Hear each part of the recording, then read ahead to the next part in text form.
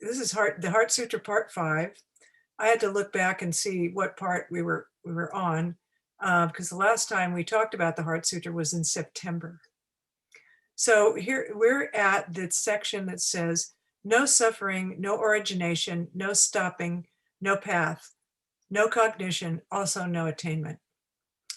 And in a sense, that this point in our discussion of the Heart Sutra, we're going back to the very beginning of the Buddha's teaching, the beginning of why we are all here in the first place, which is suffering.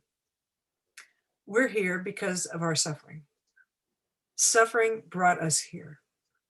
Suffering was and is our Dharma gate. It's what made us say there's something not right with my life and I need to get some help.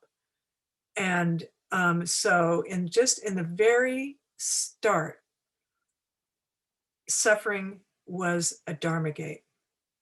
Our dissatisfaction, our unease, and our way-seeking mind brought us here, looking for an answer and looking for some relief. And the Buddha outed us so that we could no longer deny the reality of our suffering. And he taught us that suffering and the way-seeking are the same. That suffering is the way, that through transformation, we see that suffering and nirvana are one. Now, the Heart Sutra tells us that all of that is wonderful, and that wonderful healing insight is empty. And I wrote here when I was writing this, WTF.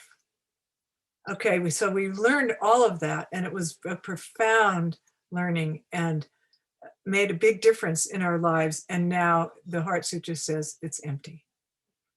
So let's remind ourselves what the Heart Sutra is about. In this section, Avalokiteshvara negates the Buddha's most basic teaching. He tells us that there is no suffering, there is no cause of suffering, no relief of suffering, and no eightfold path. The Four Noble Truths are empty. By now, shouldn't be any surprise if you've been following our discussions of the Heart Sutra, because we know that Avalokiteshvara is telling us that everything, every single thing that exists is empty.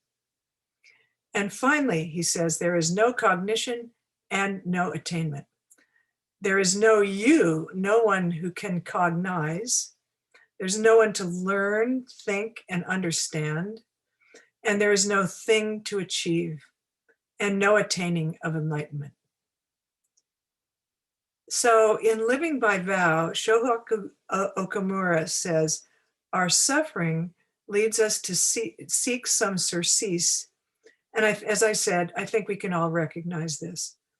We think that we see something that we want to get, call it peace or serenity, sobriety, happiness, equanimity, enlightenment, nirvana. And we think, maybe if I do this thing called Buddhism, I'll find it and everything will be groovy forever.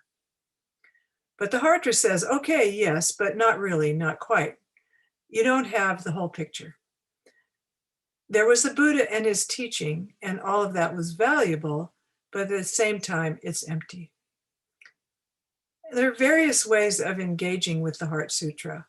One is to look at it from a semi-historical viewpoint as a statement of refutation or correction or reformation of an incomplete doctrine. From this perspective, the Heart Sutra says that the Sarvastivadins, the original followers of the Buddha, the original monastic communities, and in that understanding was a practice of elimination, of achievement and purification, separating delusion and enlightenment, and making enlightenment a goal. Much like the ascetic practices that the Buddha had rejected. But Shohaku says, To become free of something and to eliminate it are two different things. And I think this is the key teaching of the Heart Sutra. To become free of something and to eliminate it are two different things. The Heart Sutra gives us freedom, not elimination, not purification. To become free of something is different from elimination. The Heart Sutra is a radical statement of non-separation, not making a binary of delusion and enlightenment, and rejecting and eliminating, and the idea of rejecting and eliminating a delusion, becoming pure and therefore enlightened.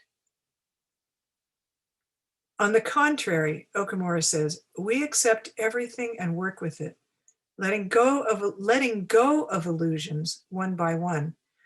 This is different from non-acceptance, very different. Accepting and letting go. This is freedom. Accepting the reality of the illusions of our delusions and letting go. Very different than purification or elimination. Seeing clearly, accepting, letting go as the basis of action. Okamura says, accepting reality without separating it into negative or undesirable parts and positive or desirable parts. When we stop this seeking and escaping, reality is right there. And this is what we practice in Zazen. In our practice of quiescence, we begin, as the Diamond Sutra says, to see ourselves not so much as living as an individual being, but more like a phantom, a bubble, or a flash of lightning, a phenomenon caused by many different elements and factors, living with the support of all beings by dynamic interpenetration. We begin to hold more than one habitual egocentric point of view, and to see our existence, our habit patterns from more than one perspective in radical connection with all existence. Okamura says further that Avalokiteshvara is saying that this is the role of the bodhisattva. A bodhisattva, he says, doesn't stay in samsara or in our ego-centered existence because of wisdom, doesn't stay in the ego-centered existence because of wisdom, and doesn't stay in nirvana, in blissful separation, because of compassion. And he says, there is a river between the shore of samsara and the shore of nirvana. And this river connects the two shores and makes it possible to cross from one to the other. This is the great wisdom. This is the prajnaparamita. And the bodhisattva, metaphorically, operates the ferry, traveling between shores, but abiding in neither, or maybe abiding in both. Abiding in neither and both. Our little temple in Oakhurst, Bodhi Oak Zen Center, has a Japanese name in translation from our rough English, Bodhi Oak Zen Center. And the Japanese name is Rin Takuji. There isn't a word for oak in Japanese that my translator, Hide Yatabe, could find. And so he suggested the word rin, which means tree or forest. Bodhi is a Sanskrit word that means awakening or enlightened, and is a translation, it's translated in Japanese as taku, and ji means temple, rin taku-ji. Now, taku also comes with it, carries with it, the image of the boatman on the river between the shores of suffering and liberation. It carries the secret of the two shores, not choosing one or the other, but traveling freely between the two. And this is the image of paramita, So our name, Bodhi Oak Zen Sangha, Rin Takuji, actually carries this image with it. 4 years ago, on December 10th, 2016, we celebrated the opening of Rin Takuji, choosing a date close to Rohatsu, the celebration of the Buddha's enlightenment.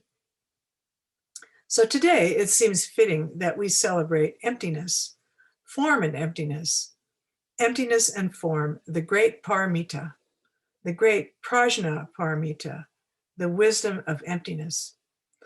Our practice is not to reach the other shore, but to live both, to connect them and to be them.